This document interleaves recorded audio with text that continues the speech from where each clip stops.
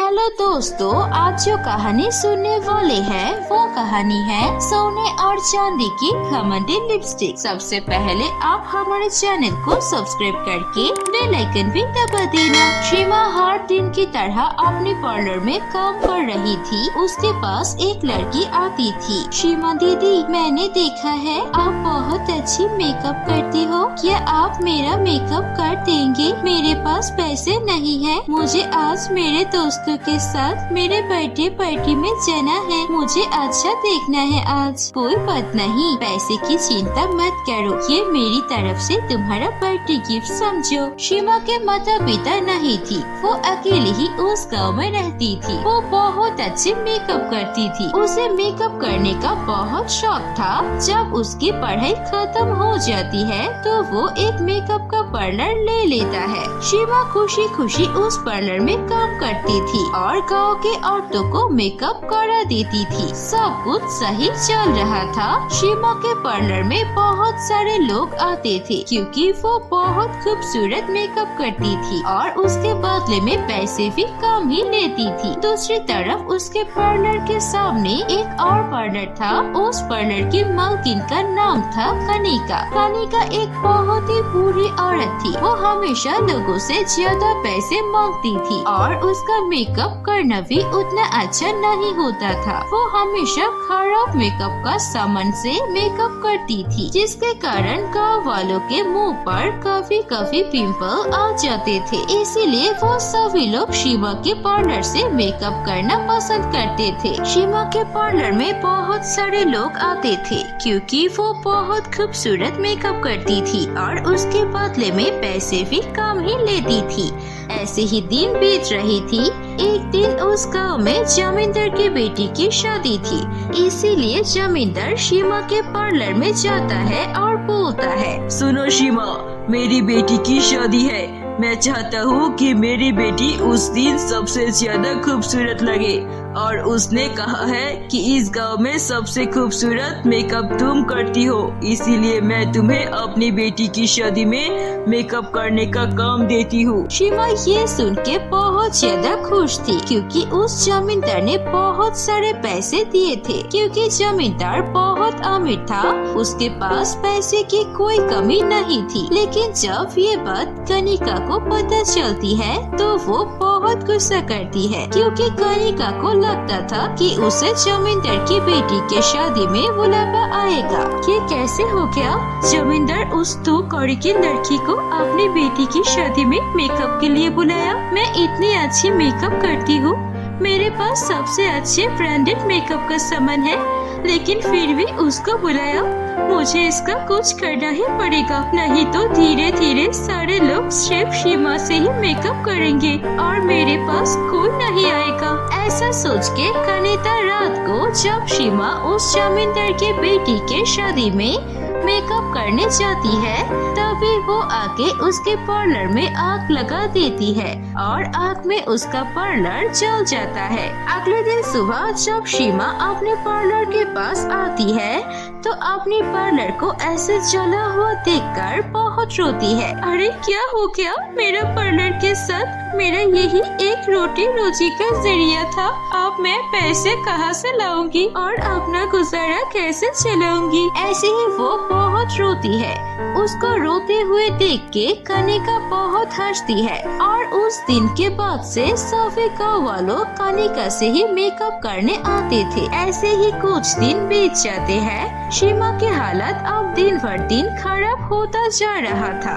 उसके पास जितने खाने के लिए सामान और पैसे थे वो सभी खत्म होते जाते हैं। वो और कोई उपाय न देख के जंगल में जाकर लकड़ियाँ काटकर उसे शहर में बेचने जाता था। उसे जो पैसे मिलते थे उसी से वो मुश्किल से अपना गुजारा कर रही थी। एक दिन वो शहर से लकड़ियाँ बेच के लौट रहा था, तभी उसे एक बहुत बड़ा पार्लर दिखाई देता है। वो अनजाने में ही उसके पार्लर के बारे में सोचना शुरू कर देती है। कितना बड़ा पार्लर है, ये कितनी खूबसूरत है। काश मेरा पार्लर भी ठीक होता तो मैं भी एक दिन अपना पार्लर को इतना बड़ा करता। ऐसे ही वो सोच रही थी, तभी एक लड़की उसके सामने आकर डस्टबिन में बहुत सारा पुराना मेकअप का सामान फेंक जाती है। वो देखती है वहाँ पर बहुत सारे मेकअप का सामान है और 2 सोने और चांदी के लिपस्टिक भी है। वो बहुत ही ज्यादा चमक रही थी।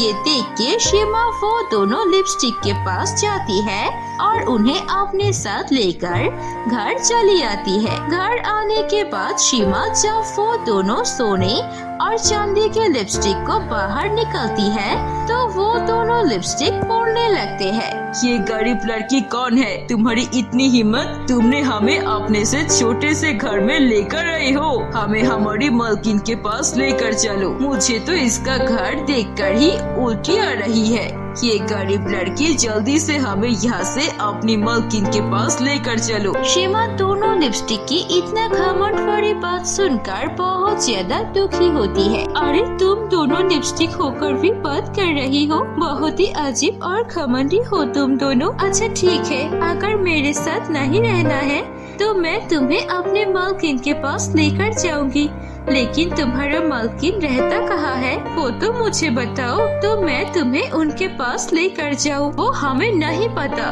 हम पहले राजप्रसाद में रहते थे, परी के साथ रहते थे, लेकिन उस परी से बिछड़ गए हैं और अब हम यहाँ पर तुम्हारे साथ बिल्कुल नहीं रहेंगे। हमें गरीब घर से नफरत है। सीमा को कुछ समझ में नहीं आता है। दोनों घमंडी लिपस्टिक को उनके परी मालकिन के बारे में कुछ पता नहीं था।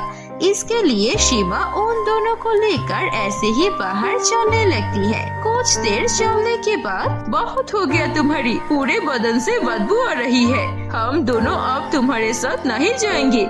हमें यहाँ पर छोड़ दो, हम अकेले ही चले जाएंगे। सीमा कुछ नहीं बोलते हैं और वो दोनों को छोड़कर चली आती है। तभी वहाँ पर एक शैतान जादूगरनी उस सोने और चांदी के लिपस्टिक को देख लेती है और फिर उन दोनों घमंडी सोने और चांदी के लिपस्टिक को लेने के लिए जाती है और वो दोनों घमंडी लिपस्टिक उस जादूगरनी को देखकर घबरा जाती है, क्योंकि वो जादूगरनी देखने में बहुत ज्यादा खतरनाक था। ये सोने और चांदी के लिपस्टिक को मैं अपने जादू से मार के इनके शक्ति लेके और भी ज्यादा शक्तिशाली हो जाऊंगी। ये सुन के वो दोनों घमंडी लिपस्टिक चिल्लाने लगते हैं, सीमा हमें बचाओ, हमें बचाओ, हमें यह जादूगरनी मार डालेगा।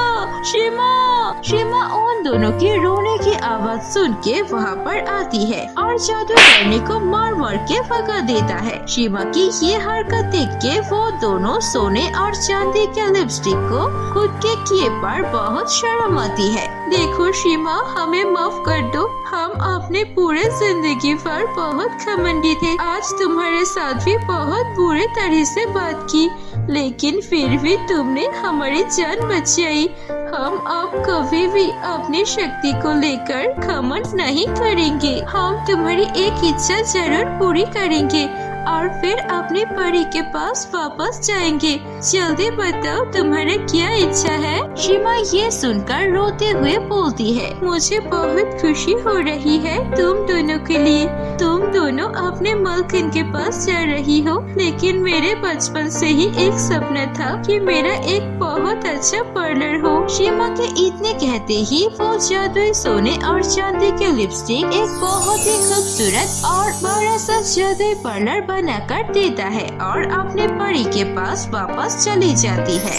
उसके बाद सीमा खुशी खुशी उस पार्लर में अपना काम शुरू कर देती है और फिर से सारे गाँव वाले सीमा के पार्लर में ही जाती है और कोई भी उस कनिका के पार्लर में नहीं जाता है। ऐसे ही सीमा हमेशा खुशी खुशी रहने लगते हैं और कनिका का पार्लर बिल्कुल अच्छा नहीं चलती है। तो दोस्तों, कैसी लगी आपको हमारी ये कहानी अच्छी लगी है तो इसे लाइक कीजिए, कमेंट करके हमें बताइए आपको कहानी कैसे लगी और अपने दोस्तों के साथ भी शेयर कीजिए ये कहानी। अगर ऐसे और कहानी देखनी है तो प्लीज सब्सक्राइब कीजिए हमारे चैनल पर। हम ऐसे मजेदार कहानियाँ और लाएंगे। धन्यवाद।